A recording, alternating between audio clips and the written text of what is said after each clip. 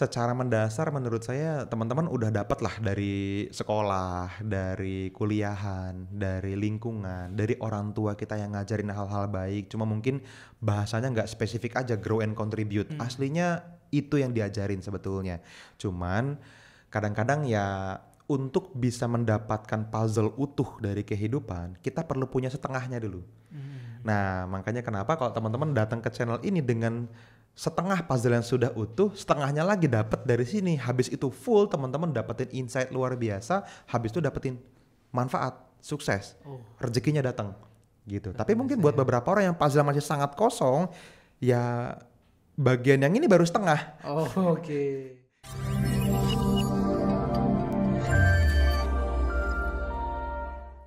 Halo teman-teman, lagi-lagi masih di Kedamaian ID dan masih sama Mas Basit ini ya. Yeah. Masih banyak tabungan pertanyaan dia.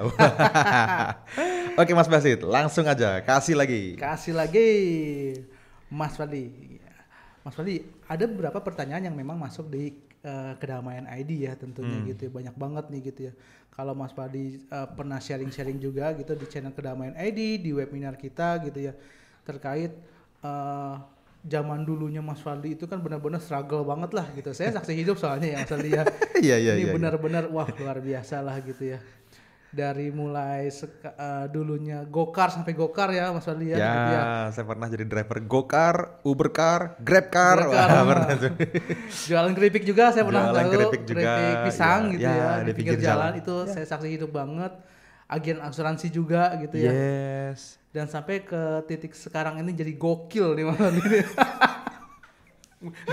Gokar jadi gokil. Oke. Jadi, Oke, gimana? apa sih Mas sebenarnya rahasianya gitu loh Mas? Ada nggak sih dalam penerapannya teknik-teknik rahasia gitu yang dimiliki orang-orang yang seperti Mas Fadli ini gitu ya? Karena kan kita juga pengen lah menuju ke arah yang lebih berlimpah gitu loh Mas. Ada teknik-teknik yang bisa di-share Mas ke teman-teman Kedamaian? Oke, mungkin saya jawab pakai cerita kali ya. Iya. Jadi ada satu masa di hidup saya, Mas Basit, di mana saya itu sangat penasaran sebetulnya sama orang-orang kaya. Oke. Jadi awalnya kan gini ya, mungkin teman-teman juga mungkin pernah kali ya ngalamin perasaan kayak saya waktu itu ya. Jadi bayangin di kondisi yang lagi susah, terus nggak banyak tahu harus ngapain gitu, dan ya udah jalanin apa yang kita punya aja, tapi dengan segala kekurangannya, dengan segala keprihatinannya gitu ya, di kondisi yang sebetulnya saya udah tahu itu salah, tapi ya masih terus dilakuin karena belum banyak puzzle yang saya dapetin dari kehidupan. Nah, di titik itu saya tuh nyari tahu apa ya yang bikin mereka nih kok kaya banget gitu loh. Oke. Saya ngemerhatiin tuh nasabah prioritas BCA, nasabah prioritas Mandiri, kan kalau kita ke bank itu dia cuman ngomong sama satpam nunjukin kartu ATM langsung silakan Pak, silakan Bu. Nyalip antrian. Nyalip antrian Iya. gitu kan. Dia langsung berdiri di sampingnya, habis itu orang yang udah selesai langsung maju dia. Kita di antrian yang Bang capek antri tadi kan. Gitu kan. Itu satu. Kok bisa ya, gimana ya ke titik mereka ya. Terus di jalan pulang hari itu saya tuh ingat banget, saya ngelihat banyak loh ternyata kalau diperhatiin yang namanya mobil-mobil mewah gitu ya, BMW, Mercy, ada yang Lamborghini, ada yang Aston Martin gitu, ada banyak ternyata. Di sekitaran Jabodetabek ini aja kalau kita perhatiin dengan awareness yang tinggi, ada banyak banget mobil mewah yang bahkan saya belum pernah punya keinginan dan ternyata harganya mahal banget gitu, 2 miliar, 5 miliar, 17 miliar gitu. Mobil-mobil kayak yang kaya banyak ya ternyata. Iya. Mereka nih ngapain aja ya gitu kan. Nah cuman karena udah terlatih dulu, pikiran di kepala saya itu adalah gini. Bedanya mungkin saya yang hari itu dengan saya yang lebih belangsak sebelumnya ya.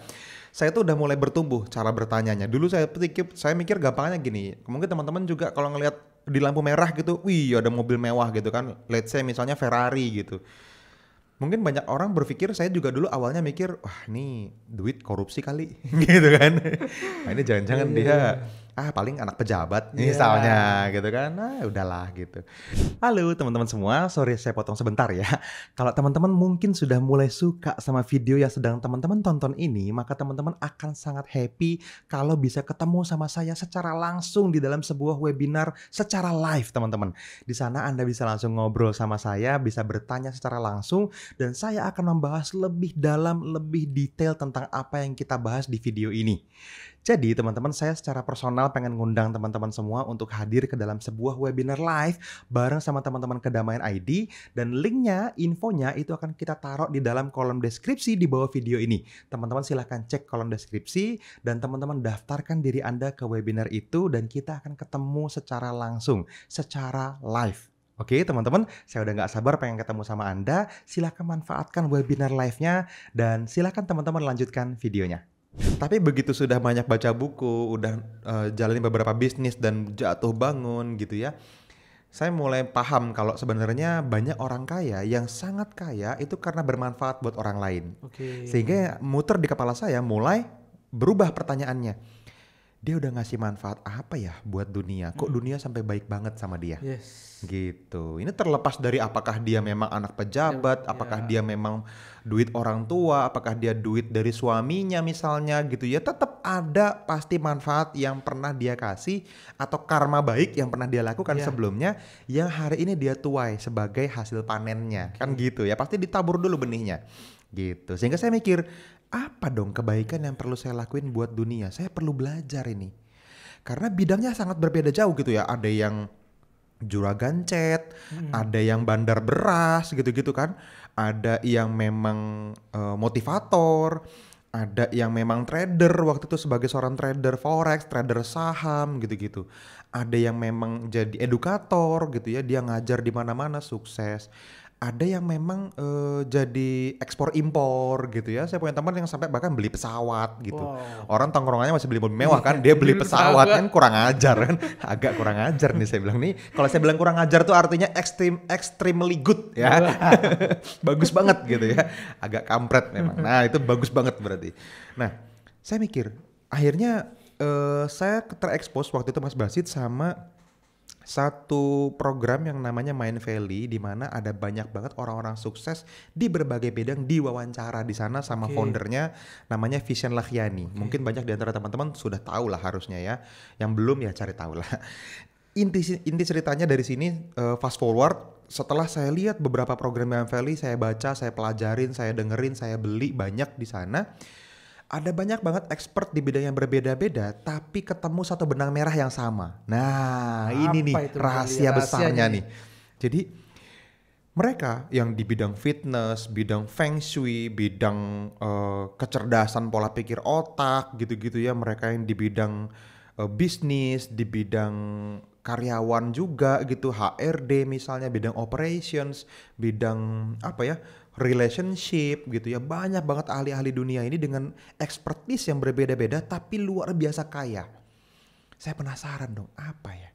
Di semua masterclass-nya, masterclass tuh artinya mereka bikin webinar gratis, saya ikutan gitu ya. Semuanya selalu ngomongin tentang hal-hal ini ternyata. Dan yang menarik bukan yang selama ini saya pikir. Selama ini saya pikir, kerja keras dong. Disiplin dong, gitu kan. Wah, mengorbankan banyak hal dong, gitu. Waktu, tenaga, segala macam. Bahkan hubungan keluarga, anak tinggal dulu nggak apa-apa, yang penting sukses kan, gitu-gitu ya. Mereka nggak bahas itu. Apa maksudnya? Hari itu saya nyatuin banyak puzzle dan sangat ngeri. Ini manifestation alarm saya bunyi. 4 jam sekali ya. Setiap sejam. Nah, hal besar yang waktu itu saya tangkap adalah bukan lagi ngomongin tentang kerja keras mereka, tapi mereka ngomongin tentang grow and contribute. Grow and contribute. Grow and contribute. Selalu nadanya sama, mungkin cara nyampeinnya beda, point of view-nya beda, tapi yang saya tangkap grow and contribute. Jiwa kita gitu ya, diri kita itu mencari tujuan utama dalam hidup ini. Bertumbuh dan berkontribusi. Bertumbuh dan berkontribusi ya. grow and contribute. Makanya yang kita inginkan selama ini itu kan experience, pengalaman kan gitu ya, pengen punya income, pengen punya mobil, pengen punya motor baru, gitu rumah, pengen jalan-jalan ke luar negeri, pengen ibadah ke tanah suci, pengen bahagiain orang tua, pengen nyenengin anak, semuanya gitu ya, bahagiain pasangan. Itu semua pengalaman dan semuanya selalu kita. Bedanya sama orang-orang yang kaya itu, mereka tuh punya goals untuk bertumbuh dan bermanfaat buat orang lain. Dan itu gak habis-habis goalsnya. Dicapai ada lagi yang lebih gede, dicapai ada lagi yang lebih gede. Terus aja gitu. Dan dalam prosesnya mereka itu tetap ngalamin pengalaman yang mereka pengen. Oke. Jadi dibanding dia bikin kolam sebesar-besarnya untuk dinikmatin sendiri, mereka bangun pipa-pipa bermanfaat. Sehingga pipa-pipa manfaat ini bisa menyalurkan manfaat ke banyak orang. Gitu. Karena yang ngisi pipa ini kan ya alam semesta, yang ngisi pipa ini kan Tuhan. Gitu. Yang ngisi pipa ini bukan tanggung jawab kita. Tapi banyak orang sepakat kan yang ngisi pipa bukan kita, tapi banyak orang nampung untuk dirinya sendiri. Sementara orang-orang kaya itu rahasianya adalah dia membangun pipa manfaat buat orang lain. Dan kabar baiknya kalau pipa ini dialirin sama air, Mas Basit, pipanya kan ikut basah. Iya, pipanya ikut basah ya, benar-benar. Iya dong, pipanya ikut basah. Kita ini jadi pipa yang dipercaya, dikasih amanah untuk memegang amanah yang lebih besar karena menyalurkan manfaat yang lebih besar. Gitu. Itu saya langsung puff gitu, kayak waduh, ini dia rahasianya. Tinggal pertanyaan besarnya, apa dong kalau gitu bagian saya? Iya, nah, ya kan, betul. Gimana nih saya bisa ngasih manfaat sebanyak-banyaknya? Jujur, hari itu saya ngerasa semua yang saya lakuin itu cuma buat saya. Ya tadi Mas Basit bilang gitu ya, teman-teman, banyak orang nggak tahu saya tuh jadi driver GoCar, saya jadi driver GrabCar, UberCar di handphone yang sama gitu ya, mana aja yang masuk duluan, menggunakan mobil yang bukan mobil saya. Gitu, pakai mobil tante yang hari itu hampir ketarik, akhirnya deal saya setor 100.000 sehari supaya meringankan cicilannya. Yang sambilannya saya juga jualan keripik pisang sama keripik tempe di pinggir jalan. Saya tahu dan pernah lihat itu dan juga tahu. Gitu, itu jalan cukup lama loh, bertahun-tahun. Dan hari itu apa yang saya lakuin nggak bisa ngasih manfaat buat banyak orang. Iya bermanfaat sih, kita nggak bisa ngecilin profesi apapun ya. Saya percaya apapun yang teman-teman alamin, kayak saya juga, ya kan saya ngasih orang jadi happy karena makan keripik pisang saya. Mungkin orangnya jadi lebih baik karena keripik tempenya dikasih buat pasangannya, hubungannya jadi lebih baik kan gitu ya. Ya bisa sih, tapi kayaknya bukan ini deh. Bukan ini yang saya mau. Bukan ini level manfaat yang luas yang saya pengen kasih. Apa ya.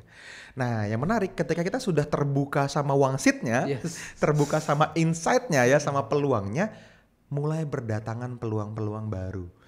Disitulah akhirnya saya mulai ngerasa, banyak banget orang yang punya masalah sama trading waktu itu, yang akhirnya ketipu, duitnya dibawa lari, minjem uang di rentenir karena salah cara pakainya, habis, kehilangan seluruh hartanya. Saya lihat sendiri pakai mata saya itu, teman-teman dekat kejadian gitu.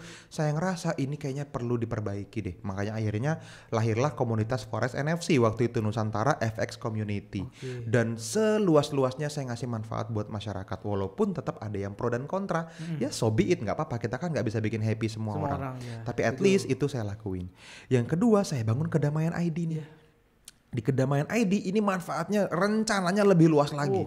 Gitu. Karena ini menurut saya tinggal di dunia di mana masih banyak banget orang yang anxiety, masih banyak banget orang yang stres, punya tekanan beban yang berat, bahkan depresi untuk mencapai kesuksesannya dia nggak nyampe-nyampe. Impiannya nggak tahu gimana caranya. Sementara saya belajar sangat banyak, praktek sangat banyak, dan ngajarin orang sangat banyak. Tetapi selama ini one on one, belasan tahun, ribuan orang secara langsung ataupun online, itu saya alamin dan rasanya kok kayaknya zolim kalau cuman 1 lawan 1 terus. Makanya lahirlah Kedamaian. Nah dari situ tuh Mas Basit, begitu itu mulai dibuka, grow and contribute-nya, pintu rezekinya ngalir luar biasa. Nah Intinya grow and contribute. Dan garis bawahin ya teman-teman ya, Anda tidak perlu melakukan apa yang saya lakukan karena saya pun tidak melakukan persis yang dilakuin sama para mentor saya tadi. Saya nggak juga serta-merta jadi ngajar fitness gitu kan, nggak juga saya jadi apalagi ya orang-orang yang saya kagumin tuh jadi ngajar Feng Shui misalnya gitu kan. Bukan, Anda bukan fokus sama apa yang saya lakukan, tetapi fokus sama grow and contribute-nya. Gitu. Ketika teman-teman berusaha melakukan sesuatu, manfaatnya luas nggak? Kalau manfaatnya kecil, hasilnya kecil. Oh gitu ya perbandingannya ya berarti ya. Kalau ini cuma buat Anda kecil, ini cuma buat Anda dan keluarga agak gede. Ini cuma buat Anda, keluarga dan saudara lebih gede lagi.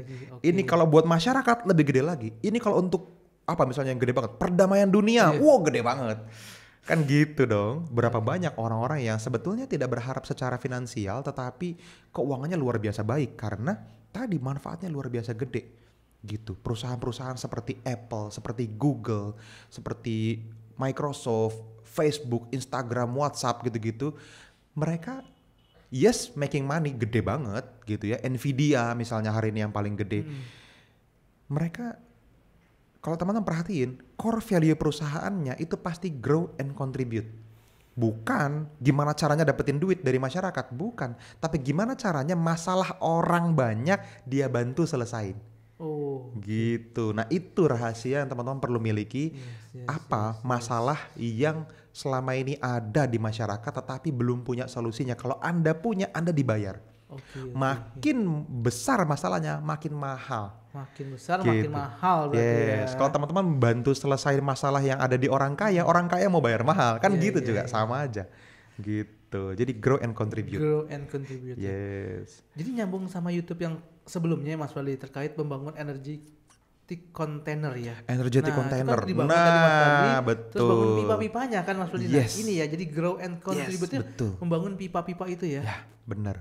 Grow and contribute menyiapkan wadah energinya, menyiapkan penampungannya gitu ya, kontainernya untuk bisa memberi manfaat. Kalau manfaatnya banyak banget, itu kontainernya gede banget berarti kan. Kalau ada banyak banget orang yang nerima manfaat dari kita, berarti teman-teman punya wadah yang gede banget. Gitu, nyambung. Oke.